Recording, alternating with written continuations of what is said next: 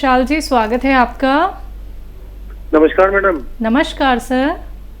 Sir मैं हकीम साहब से बात करना चाह रहा हूँ। जी विशाल जी, आपका स्वागत बहुत बहुत। आपको आदाब हकीम साहब। आदाब, जय हिंद। मैं आपसे ये गुजारिश कर रहा हूँ कि मैंने बहुत बार मतलब महीने 2 महीने से मैं खांसी की दवा ले रहा हूँ, डॉक्टरों की इलाज ले लिया मैंने बहुत, लेकिन मेरे को कोई भी फर्क नहीं पड़ रहा है। हाई टाइप के मैंने कैप्सूल ले लिए, लिक्विड भी ले लिया, लेकिन खांसी में मेरे फर्क नहीं पड़ रहा है बिल्कुल भी।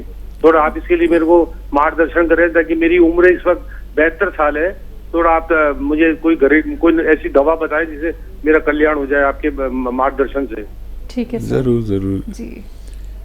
जसवाल जी, आपके पास पेन होगा, कॉपी होगी, तो लिख लीजिए।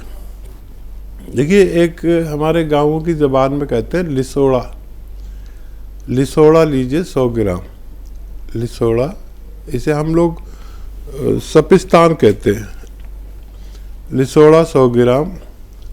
अलसी 100 ग्राम। अलसी भी आप ज़रूर जानते होंगे, जब आपकी इतनी उम्र हो गई तो अलसी भी जानते होंगे।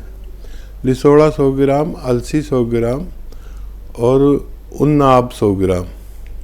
उन्नाब 100 ग्राम। उन्नाब की गुठली निकाल कर फेंक दें और लिसोड़ा 100 ग्राम, अलसी 100 ग्राम, उन्नाब 100 ग्राम और 30 ग्राम पीपले।